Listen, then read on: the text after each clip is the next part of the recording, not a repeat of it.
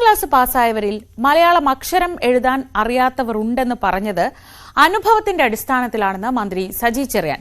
മന്ത്രി വി ശിവൻകുട്ടി വിദ്യാഭ്യാസ മന്ത്രി ആയതുകൊണ്ടാണ് അങ്ങനെ വന്നതെന്ന് വ്യാഖ്യാനിച്ചത് മാധ്യമങ്ങളാണെന്നും ന്യൂസ് 18 അഭിമുഖത്തിൽ സജി ചെറിയാൻ പറഞ്ഞു. അതിൻ്റെ അഭിപ്രായം ഞാനിപ്പോൾ വിദ്യാഭ്യാസത്തെ പറ്റി പറഞ്ഞു. അക്ഷരം എഴുതാനറിയാത്ത ആളുകൾ ഉണ്ടാകാൻ ഇടയുള്ള സാഹചര്യം ഞാൻ പറഞ്ഞു. സ്വാഭാവികമായിട്ടും പ്രതിഷേധം വന്നു. അത് ആരെങ്കിലും ഉദ്ദേശിച്ചല്ല.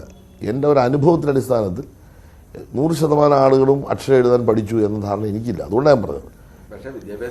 അല്ല, അദ്ദേഹം വേറെ ഒന്നും കൊണ്ടല്ല പറഞ്ഞത്. അദ്ദേഹം പറഞ്ഞത് UDF-കാരും നിങ്ങളുടെ മാധ്യമങ്ങളും തെറ്റായിട്ട് അതിനെ എഴുതി. കാരണം വിദ്യാഭ്യാസ മന്ത്രി ശിവൻകുട്ടി ഉള്ളതുകൊണ്ട് കേരളത്തിൽ ആർക്ക് എഴുതാൻ അറിയത്തില്ല എന്ന ധാരണയിലേക്ക് കൊണ്ടുവന്നപ്പോഴാണ് അദ്ദേഹം മറുപടി പറഞ്ഞത്. അല്ല, ഞാൻ പറഞ്ഞത് ഒറ്റപ്പെട്ടതാണെങ്കിലും അത്തരം ചില ആളുകളുണ്ട്.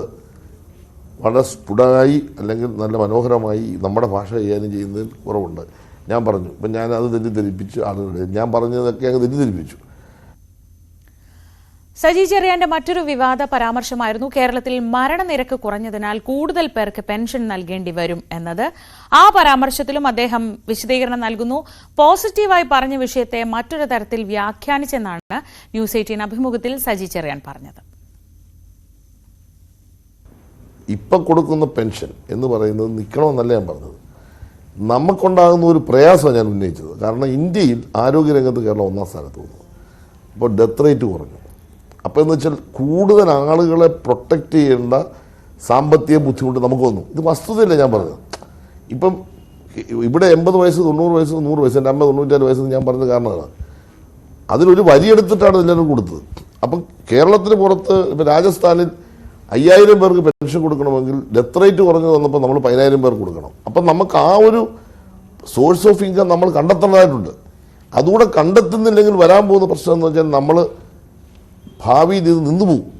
ഞാൻ അവരെ സംരക്ഷിക്കേണ്ടതെന്ന് പറഞ്ഞ് അത് വിവാദമാക്കേണ്ട കാര്യമില്ല.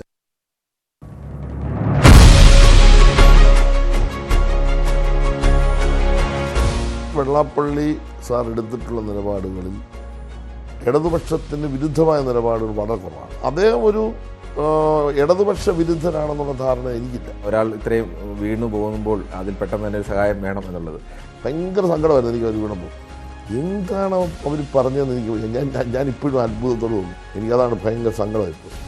എൻ്റെ ഒരു വ്യക്തിപരമായ പോളിസിയെ പോലെ വിശ്വസിക്കുന്നതിനെ ഞാൻ ചതിക്കത്തില്ല. ജി സുധാകരൻ എന്നെയും ഞാൻ ജി സുധാകരനെ ഒരുപാട് വിശ്വസിക്കും.